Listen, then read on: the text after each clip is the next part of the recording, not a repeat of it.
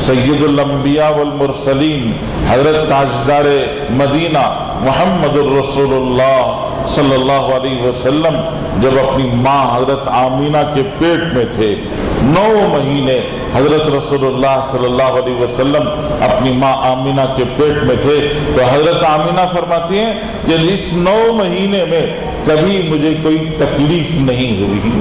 औरत जब हामिला हो जाती है और उसके पेट में हमल होता है, बच्चा होता है, तो उसके लिए बैठना मुश्किल होता है, उसके लिए उठना खड़े होना मुश्किल होता है, करवट बदलने में उसे तकलीफ दुश्वारी होती है, उसे खाने में मुश्किल पेश आती है, बहुत मशक्क़तें होती हैं उसे।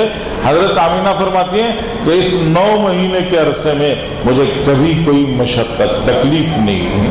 पूरे 9 महीने बहुत अमन, बड़ी राहत के साथ में गुजरे हैं।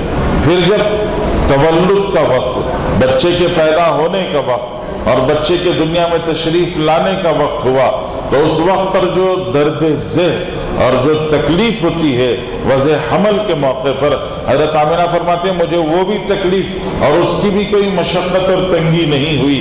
और जब पैदा होने का वक्त हुआ, आम तौर से दुनिया में हर पैदा होने वाला बच्चा गंदगी में लथपथ दुनिया के अंदर आता है, फिर यहाँ आने के बाद उसको धोकर साफ सुथरा किया जाता है, और हर पैदा होने वाला बच्चा माँ की रग इस बच्चे की नाफ की रग से लगी हुई होती है। पैदा होने के बाद उस रग को काट कर अलग किया जाता है। ये सारी बातें हर पैदा होने वाले बच्चे के साथ में होती हैं, लेकिन हजरत पैगंबर खुदा मुहम्मदुर रसूलुल्लाह सल्लल्लाहु अलैहि वसल्लम जब दुनिया में तशरीफ लाए हैं, हजरत शिफा जो दाई का काम उन्होंने किया, उस औरत का काम किया जो वलादत के मौके पर, तवल्लुद के मौके पर मुआविन या मददगार होती है और तवल्लुद और पैदाइश में साथ देती है।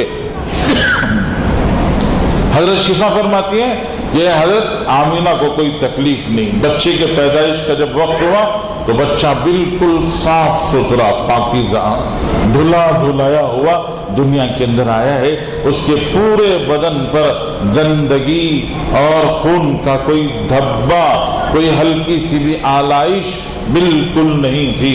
पाक साफ सुथरा दुनिया के अंदर आए हम। और हजरत रसूलुल्लाह सल्लल्लाहु अलैहि वसल्लम पैदा हुए तो हजरत शिफा फरमाती है कि मक़तूउस सुर्रती मख़तूनुन, कि हजरत रसूलुल्लाह सल्लल्लाहु अलैहि वसल्लम की रग नाफ की कटी हुई थी, और आप दुनिया में तशरीफ लाए तो मख़तूनुन आपका खतना हो चुका था। इस हाल में आप दुनिया में तशरीफ लाए। और फिर हजरत शिफा ने रसूलुल्लाह सल्लल्लाहु अलैहि वसल्लम को वो साफ सुथरे धुले धुलाए, उनको उठाकर माँ के बाजू में रखा। तो रिवायतों में आता है कि हजरत रसूलुल्लाह सल्लल्लाहु अलैहि वसल्लम ने करवट ली।